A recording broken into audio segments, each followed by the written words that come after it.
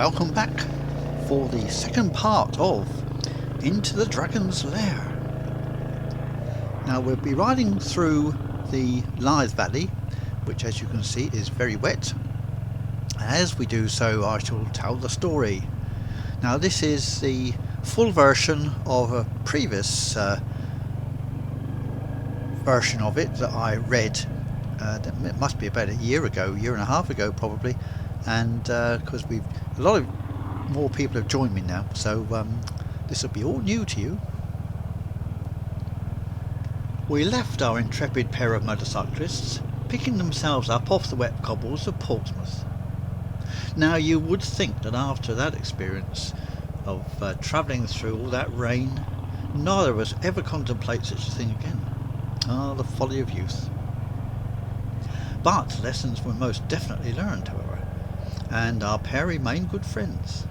Diane decided to join a group of female motorcyclists called the Women's International Motorcyclists Association, or WIMA, as we shall continue to call it.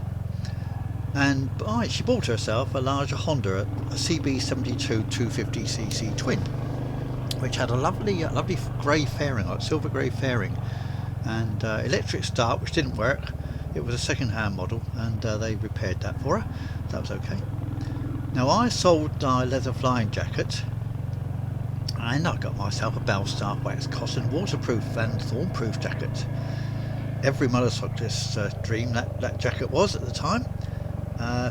Also some proper motorcycle boots. They're unlined, Godfrey's gold top they were, unlined, and we used Siemens white socks inside them. The Norton got a new footrest because that had snapped off in the tumble to the cobbles. I spent more time with Diane, much to the dismay of two of my friends, Malcolm and Arthur. They simply couldn't understand the attraction of motorcycle touring.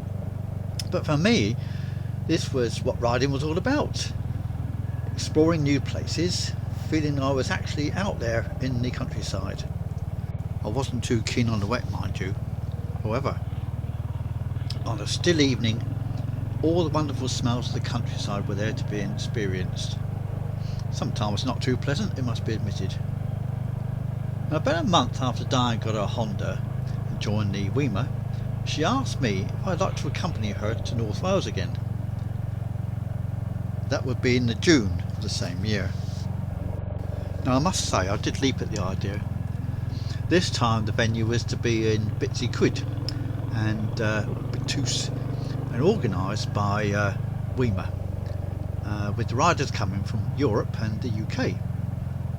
Now the tent was now dry, and I was still riding Norton, although it desperately needed a rebore as it was having to be topped up with oil every couple of 100 miles or so. I was actually building my Project Triton at the time, which is going to be a 500cc pre-unit Triumph engine in a Manx Norton frame. I had the frame, I had rotor forks, and someone had a Gold Star which he'd bought, and he'd run out of money, so he's taking all the parts off and selling them. So I got hold of the 190mm front brake and the gearbox and bits and pieces. But anyway, that's another story. So yes, I was between bikes, so to speak. That's why I still had the Norton. And because it was the same Norton, and Diane had this lovely Honda, she didn't want to be carrying a lot of stuff on the back of it, did she? So yes, that was why I came in handy again. So Diane would ride up on her Honda, and I'd be the donkey carrying all the equipment. Yes, lovely. We spent a lot of time together in the evenings at our flat in Kingston Crescent in Portsmouth, talking about books and music and planning our route. Yeah, actually planning. So what route did we take? Now I've been thinking about this, and there was the M4, but we didn't go along the M4, of course. We come back along that on the very wet journey back from North Wales the first time. But looking at the map, I think we must have gone across through the Cotswolds. I do remember that we went through the Forest of Dean and Ross-on-Wye up over that way, which was absolutely magnificent. I can remember that so clearly. That's a part of the ride I really remember, sweeping up and down around those bends up there. It was just marvellous. And that on that 350 Norton, although it didn't handle too badly, it wasn't the greatest handling machines, but it was just a pleasure to ride those rides, and that's why I bought myself a 350 when I came back to motorcycling again, because I remembered that was so vivid in my mind. Anyway, back to the story. Yes, you'll have to excuse me. From time to time, I do get a bit diverted on these stories. I think of something else, and then away I go. Anyway, yes. So the route, we must have looked at my dad's atlas again, and decided on this route, this quiet route across country, and then up into Wales, and up to Bettws. I should call it Bettws because I can pronounce that bit of it. I can't pronounce the Coed bit, so bear with me. We started off on a Saturday morning in June. Absolutely beautiful day. 7 o'clock it was, and Diane came out of her flat, and I did notice, I have to say, I was a bit upset about this initially. I did notice there was a motorcycle parked up her driveway, which was not hers. This was Dickon, which was her on-off boyfriend, who was obviously staying the night. Yes. Anyway, I got over it. Away we went, and her Honda was a lovely bike actually. Unfortunately, the people that repaired the electric start decided to play safe and cut a bit out of the kickstart area on the fairing, and she didn't like that. It was a great hole in the fairing, which did spoil it, I must say, and you didn't really need to kickstart, and she couldn't kickstart it anyway, so I don't know why they did it. Still, by the by, off we went, and travelled up through to North Wales. And we arrived nice and early. Now, thinking about it now, I mean, it's a fair old way up to North Wales from Portsmouth. You know, I mean, it was a lovely day today, so it wasn't like the rain, and you could see where you were going. And we arrived there at the campsite, which was just a very simple site. We had a tent, and I do remember there was this, the loo was in a hut at the far end of the field. You had to walk across this field to get to the hut from where we pitched our tent, and very soon quite a few people were turning up. There was a lovely Stibe outfit, BMW Stibe in white. Oh, what a lovely machine that was. And it was ridden by a lady in her, I should think she must have been in her 50. I mean, they all seemed quite old to me at the time, bearing in mind I was only 20. And yeah, she lost her leg somehow. That's why she was on late felt, I presume. And but lovely lady, German, and you know, there were quite a few Continentals there actually, quite a few more from the UK. All in all, I suppose there were about 25 to 30 of us. And the organisers were they lived up north, as I think of it now. Yeah, it seemed a long way off to me from the south of England. I was very inexperienced, very inept youth, and pitched the tent, which was nice. Pitched that together, and we trolleyed off into Bettws to get something to eat.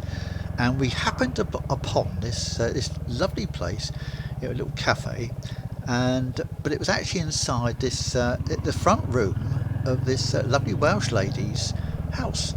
And so we sat down, and she came in, and we took our orders, and I think we must have had some sort of like a breakfast really. It would be called all day breakfast now, wouldn't it? We didn't call things like that then, but yes, and it was lovely to sit at a table with a tablecloth and just chat about the ride up, because obviously when you're riding, we didn't have things like intercoms and stuff like that then. We did stop off at a couple of times on the way up actually. I remember that at cafes, just for stretch our legs and have a cuppa. But it was actually a very nice ride. I do remember the ride was just bliss, because it was warm, it was June, it was dry, you could see the countryside for a start. It was a bit of a benefit. So yeah, we're at the table and chomping away, and it was just idyllic, I have to say. After our meal, we went out, and it was market day in Bettws, and I remember I remember Diane got some pears to eat, so a little pudding, and I remember the bloke, the store holder said, well, "That's a lovely pear you got there, love." Oh dear, in a Welsh accent, I presume. Actually, I don't think it was a Welsh accent. So yes, we then, she was really upset because she could not buy her Times newspaper that she always used to buy on a Saturday and read. All she could get hold of was the Daily Mirror. She was very upset about that. And I remember why I did this. I have no idea. I went into an off license or somewhere like that. I suppose it must have been a pub, and I bought some bottles of beer, brown ale, and a cigar. I don't drink beer and I don't smoke, so why on earth I did that, I don't know. I must have bought some matches too, because I wouldn't have had matches with me, although no, I might have had matches. No, I don't think we did. Anyway, so yes, we bought a few bits and pieces and back to the tent, and then in the afternoon it was quiz time. They'd set up this quiz in the big main tent, and there were all these motorcycling type questions. Of course, Peter was in his element, wasn't he? he knew all the answers. And if I'd been more sensitive, or actually Diane should have been more sensitive really, we would have not answered all the questions and let other people have had a chance. But oh dear, we scooped up all the prizes, and well, they were lovely prizes. I think the lady must have been a leather patchwork maker, because there was I remember a lovely jacket that was one of the prizes, and a handbag, sort of shoulder bag for Diane, so she got those two. I got a Thunderbird tie. I don't wear ties.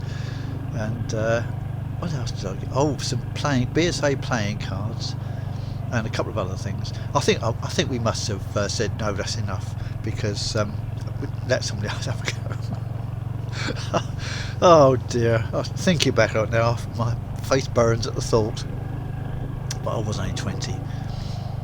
So yes, and then we chatted then, of course, after the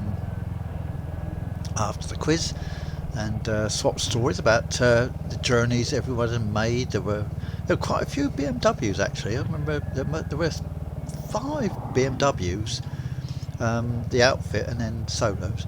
And I do remember one thing in particular about the BMWs, and they went off for a little run, a couple of them, and heard them coming back, and as they changed gear, there was this awful clunk every time they changed gear. Oh yeah, shaft drive, running at engine speed. Well, not engine speed, but anyway. Well, I presume they've improved on that now, but I do remember that. So yeah, it was a perfect evening too, because the sun was out. It was warm, balmy it was, and I must say I was very taken with a couple of the tents. They were these little pod tents that a couple of them had. So yeah, I thought, yeah, this is the life, tenting out in the lovely warm dry weather, and good company, and chatting about this and that, not just bikes but all sorts of things. Yeah, that was good. Unfortunately, Diane wore contact lenses. Unfortunately, but she did. She wore hard contact lenses, and somehow she managed to get a piece of grit caught between the contact lens and her eye, and got very painful for her. Now, how she managed to ride back with one of the contact lenses out, I don't know. Presumably her eyesight wasn't that severe that she couldn't see where she was going, but yeah, it was a bit painful for her. It spoils it for her a bit, I think. But anyway, we climbed chastely into our separate sleeping bags, dry this time of course, and about 11 o'clock in the evening, and went off to sleep. Now come the morning, of course, packed up the bike, tent and everything, said our goodbyes to everybody, and away we went. And I can remember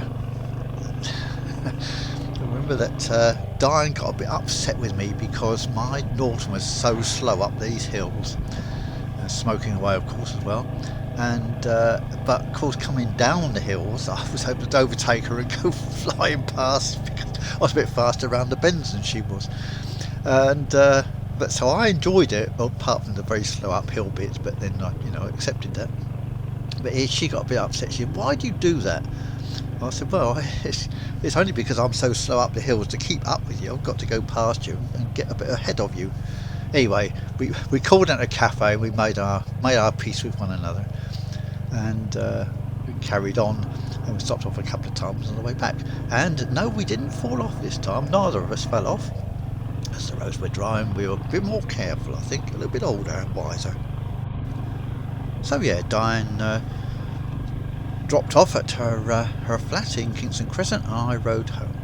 And we stayed in touch actually for quite a long time, but she had joined the Honda Owners Club, and as well as this Women's International Motorcycle Association. And the leader of that, it was based in Bournemouth, and the leader of it, she got to know him very well, and they actually got married not that long afterwards actually. It was quite quick, so goodbye Dickon obviously, and he was never going to marry her, was he? But this chap obviously must have done. Anyway, I wonder now, Diane, where are you now? What are you doing? You always said you'd be motorcycling all your life, and I hope you did. You'd be 82, 83 now probably. Yeah, so yeah, you were a good friend, and I'd like to dedicate this little story to you actually, Diane. And a wonderful friendship, and you taught me an awful lot about life, and enjoyed it. Our experience together riding to North Wales in the wet and dry sunshine. So here we are, that's the story. Thank you for listening. I hope you've enjoyed it, this one. And we're just heading off at the far end now of the Lair Valley. That was a bit wet, that ride, wasn't it? Yes, it's a bit all flooded, but we'll be out again come the spring and enjoy a nice bit of dry road riding. See you again soon.